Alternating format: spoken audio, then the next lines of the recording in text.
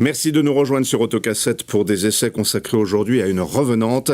Il s'agit de l'Alpine A110. On va en parler avec Jean-Michel Normand du Monde. Bonsoir Jean-Michel. Bonsoir. Jean-Christophe Lefebvre, Flottes Automobiles. Bonsoir. Bonsoir. Jean-Luc Moreau, RMC. Bonsoir Jean-Luc. Et Stanislas Laroumet, Automoto. Bonsoir.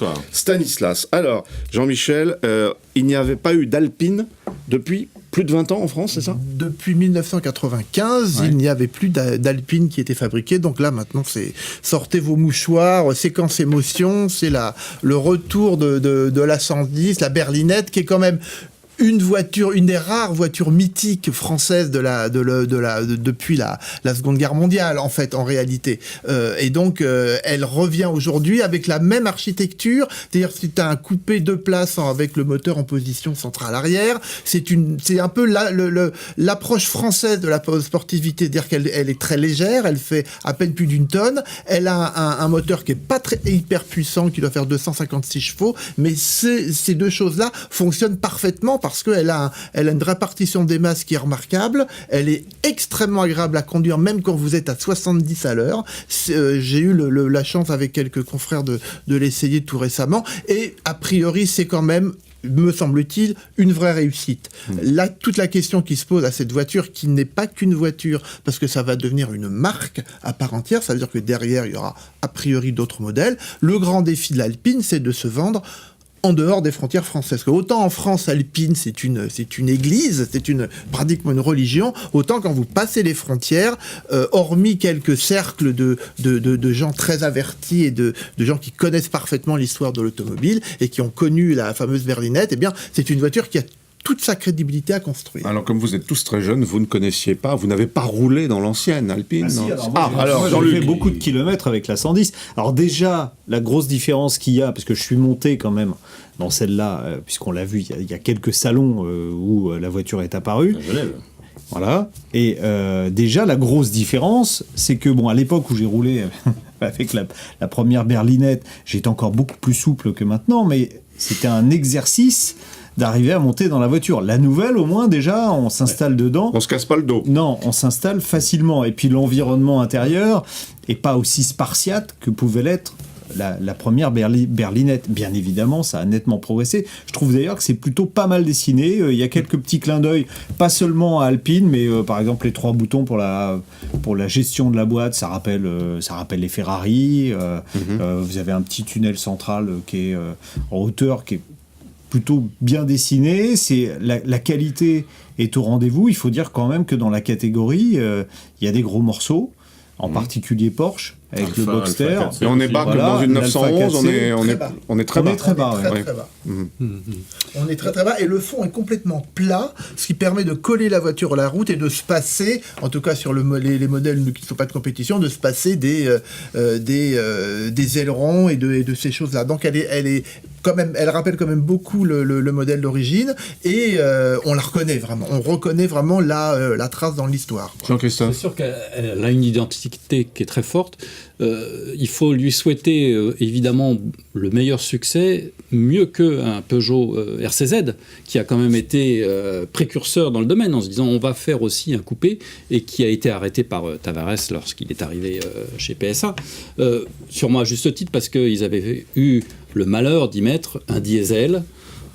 Alors que là, il faut, et je pense que sur cette voiture-là, ils vont rester sur de l'essence. A priori, il n'y a pas de diesel. Il n'y a pas de diesel, même pour les flottes. Et pour les flottes, c'est ça qui est intéressant, c'est qu'ils vont décliner, comme chez DS, une gamme avec un SUV. Alors bon, évidemment, il représentera plus de la moitié des ventes d'Alpine, mais vous voyez chez Porsche, aujourd'hui, c'est exactement la stratégie qui a été utilisée. C'est avec le Cayenne et maintenant le Macan. Donc vraiment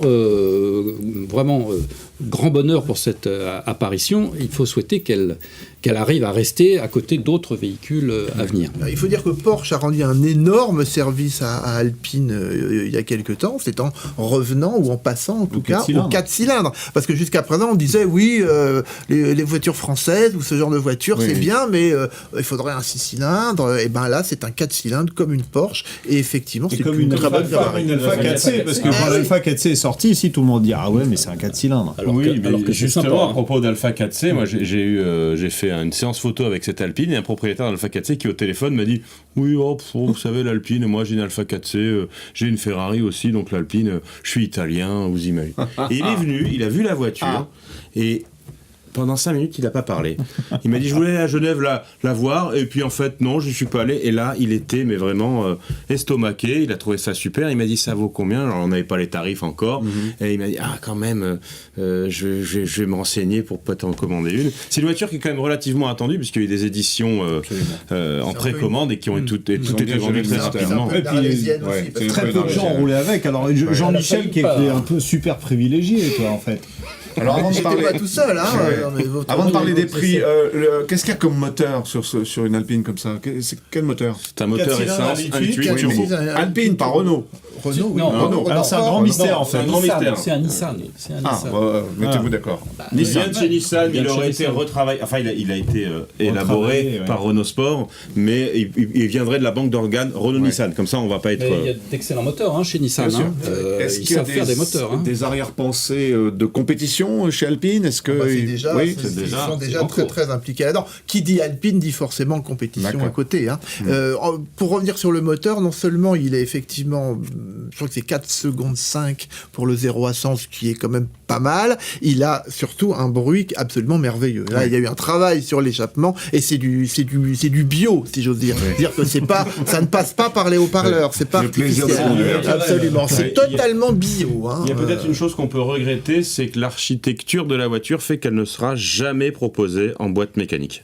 Et qu'il n'y aura qu'une boîte robotisée à double embrayage, qui, Jean-Michel, apparemment, est très bien. Très bien, oui, très bien. Très bien. Oui.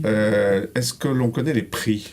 Alors, pas encore de façon complètement fixée, ça sera entre 50 et 55 000 euros. Oui. C'est quand même, avec la DS7 Crossback, on arrive maintenant à des constructeurs français qui proposent des voitures autour de 50 000 euros. Je trouve que c'est une évolution plutôt positive, en espérant que ça va marcher. 60 000 euros, un petit peu moins de 60. Ce que vous me dites, c'est que c'est compétitif, là. Et c'est 300 kilos de plus. Ouais. C'est plus puissant si ça fait 300 chevaux. Mais c'est pas les mêmes sensations. Bon vent à l'Alpine A110.